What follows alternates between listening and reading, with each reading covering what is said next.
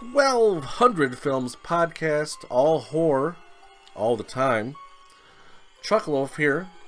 A couple news and notes here before we get going. I found a great YouTube channel called Creature Movie Reviews. He does a lot of great stuff. He's worth subscribing to, worth checking out. He does a lot of Bigfoot film reviews. And speaking of Bigfoot, I'm going to do a Bigfoot special here in the near future. I did a werewolf special last year. Not my most successful video, but we'll try again with Bigfoot. I'm a little bit more passionate about Bigfoot than Wolfman or werewolves or whatever. So, there is a Bigfoot film on this review show today. We'll get to that later. But, of course, the rating scale on the bottom, dumpster fire, garbage. And then can't quite recommend, okay, if desperate, put it on the watch list, and then put it on top of the watch list. Nothing on this show will be on top of the watch list. Although there is 4 pretty good movies. Let's start with one of them. All of these films are from 2021. First one, Come True. Critic rating 86%, audience score 58, according to Rotten Tomatoes. So, this chick is having issues with sleeping. So she takes this sleep test, and the people taking the sleep test say, whoa, something's a little off with this one. This is not normal. This movie was excellent at setting the atmosphere, setting the tone, keeping you kind of in the dark, not telling you too much, just kind of pulling you along slowly, let everything sink in. And then there was a little twist at the end that I should have seen coming, but didn't. I didn't. So for that reason, I'd say put this on the watch list. It's a good film. Next one, Censor. Almost the exact same number in reviews. 89% critic rating, 58% again audience score. This chick is a censor she watches VHS films. This is obviously set in the 80s or 90s, I don't remember. And she watches them, no matter how gruesome or gory or naughty they are, and puts a rating on them. And that's her job. There's like a little group of them, and they go two per film at one time, and they watch it and write stuff down. And this film is inappropriate. Well, as she's watching a film, there's usually like these weird, dirty, grimy horror films. She sees something there that hits a little close to home. And that's kind of where the film picks up.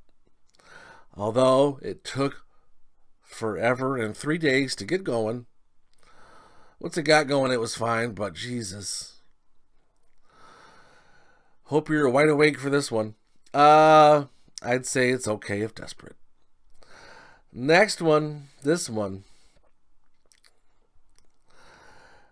This has 2 separate titles. If you enter it on Roku, you can only find it under this title, The Vice Guide to Bigfoot. Now, if you go on Rotten Tomatoes, you'll only find it under this title. And bear with me, this is the title. 15 things you didn't know about Bigfoot, and then in parentheses, number 1 will blow your mind. That's the title. Critic rating 79%, audience score is 70. This is a horror comedy with a title like that. It better be. I don't know if anyone out there has watched these Viceland channel reports. It's usually these people, 20-somethings, that have, facial hair, and they're about 110 pounds, and they think they're investigative journalists. And this guy gets sent out to do Bigfoot hunt with this weird guy that had one sighting with Bigfoot years ago and has since become obsessed. So he kind of follows him out in the woods, and they get a little more than they bargained for. Something a little worse than Bigfoot they find. But there is a little Bigfoot element to it. But it was different. I don't know if it was really very funny, but it was watchable. Again, okay if desperate. Next one, horror in the high desert.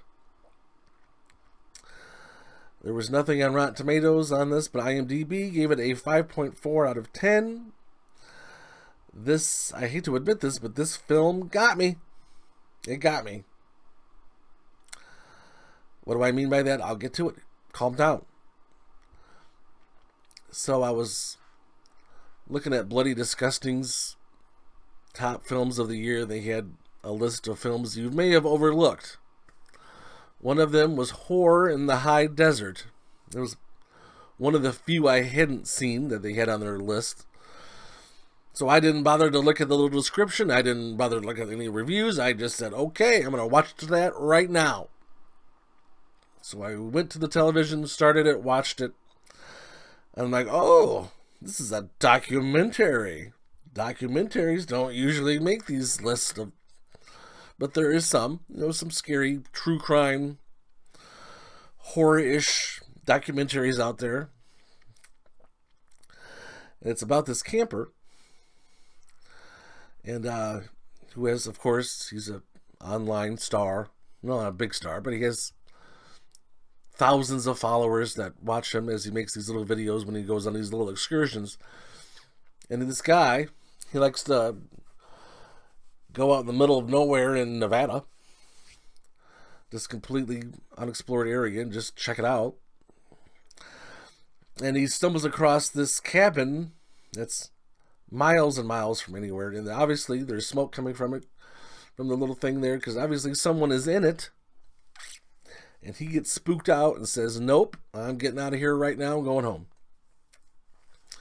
So when he posts this online, his followers basically bully him into going back out there and checking it out.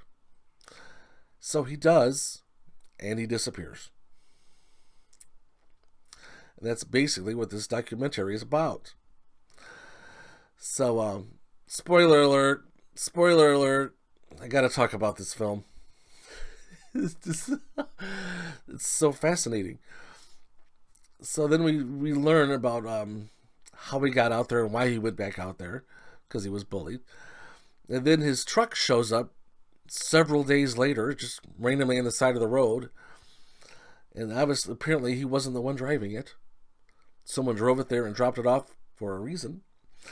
And then weeks later, his backpack is found with his hand inside of it with his camera, with video in the camera.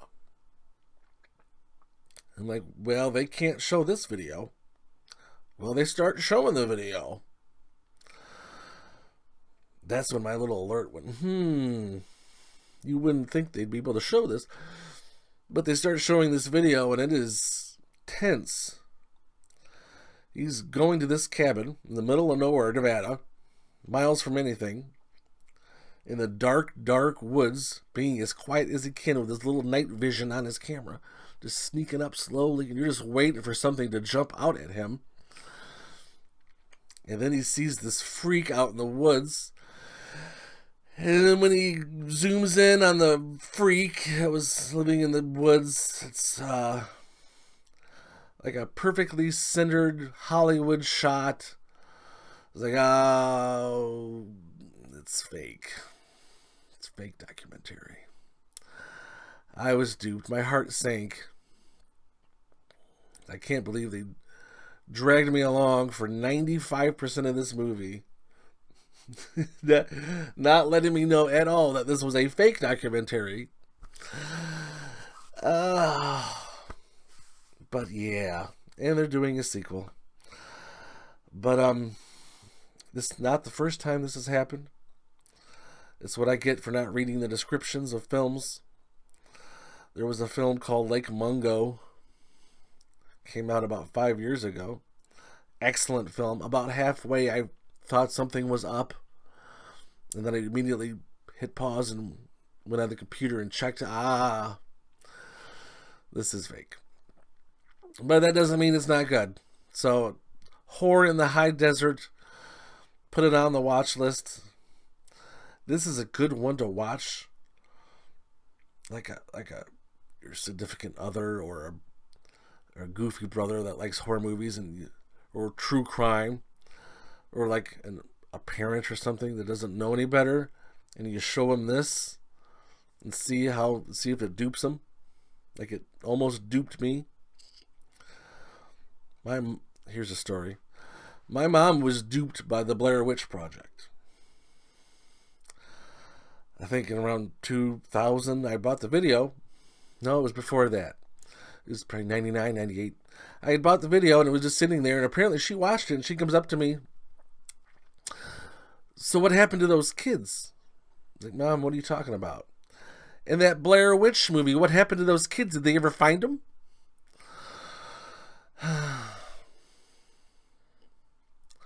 Mom, it's not real. What? She found footage was a new thing back then, so it was she didn't know it was not real. So yeah, anyway, moving on. But I will probably watch the sequel. I will, just to see. Next one, The Toll. Critic rating 63, audience score 56. So this was different. So this Uber driver kind of kidnaps this woman because he's a weirdo, and then their car breaks down in the middle of nowhere, going wherever, probably to his rape lair, his dirty dungeon, where he, dismembers people. I don't know, but he was going somewhere in the middle of nowhere. Car broke down. Then all this spooky stuff in the woods starts happening, and then everywhere they go, they end up back where they were, back to the car. But then there's this little trail they found. This little trail. And there's a little thing that says you gotta pay the toll. What is the toll? Well, that's the whole premise of the movie. So you gotta watch it, because I'm not gonna tell you, but whoo, eerie, little spooky. Definitely put it on the watch list. Nice little film. Next one, The Medium. Critic rating 76, audience score 82, all the way from Thailand. Runs a little long at 2 hours and 11 minutes. This woman, this is like I don't know, not quite voodoo, but she helps get the bad spirits out of you by doing her thing and blowing smoke on you. But when someone shows up that's actually possessed by a demon, it takes it to a different level. But it takes forever, and it's slow going. Can't quite recommend it just because it's too long. The length of the film killed it. It's not garbage, though. It's well made. It's just too long. Next one, Antlers. Critic rating 60%. Audience score 68. I waited forever for this film. It finally came on pay-per-view, and it wasn't $1,000. It was actually affordable. So I watched it, and I said, that was something. Not what I was expecting. I don't know what I was expecting, but it was something different than this. I would probably be a little higher on it if I hadn't built it up and waited so long for this. If it was just a regular weekly release of something or other and said, here you go, watch this, or if it was just thrown on Netflix as a Netflix film, and I said, okay, it was fine. But because it was pushed back 1,000 times for 1,000 years, it made me a little disappointed. I don't know how to describe this film. This boy and then his brother and his dad kind of hang out in the attic, and the dad is possessed by this evil wood spirit, I guess. And he won't let the other boy leave his side. It's weird. And then the teachers at school realize something's off. There's a lack of parenting here, to say the least. And this boy is malnourished and is basically fending for himself. But then the evil woodland spirit creature kind of morphs into something else. Yeah, it's something. It's something. Okay if desperate. That's my look on it. But let's get to our feature review of The Arbors. Remember when we were kids, we used to try to catch snakes and lizards and stuff like that? I just found something. I've never seen anything like it.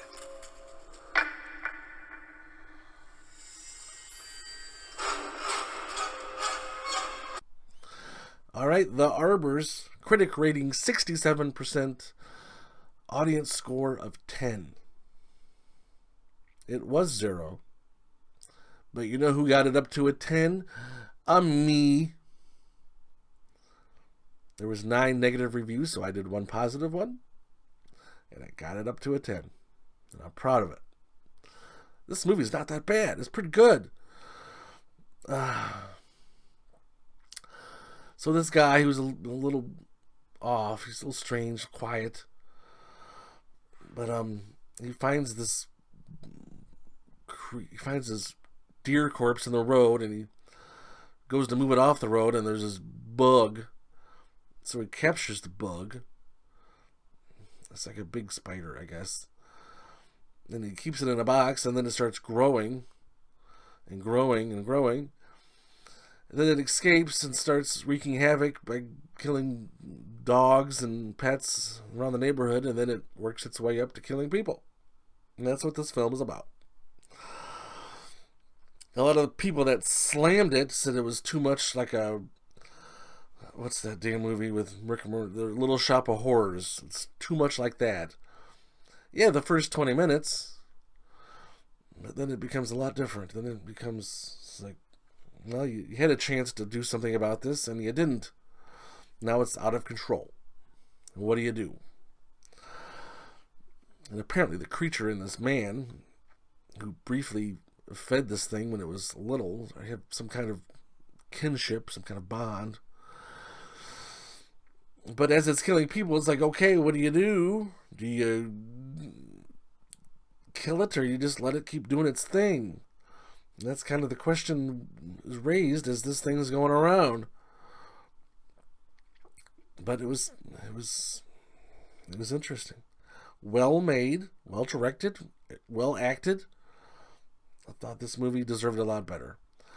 It's another one that's kind of floated under the radar. Obviously, when only 10 people have reviewed it on Rotten Tomatoes, it's obviously under the radar. But hopefully with this, it'll get a little exposure with the several hundred to 1,000 people that usually watch this video. And however many dozens actually get all the way to the end, I don't know. Sometimes it's not so many, but that's fine. So, but yeah, I definitely put this on the watch list.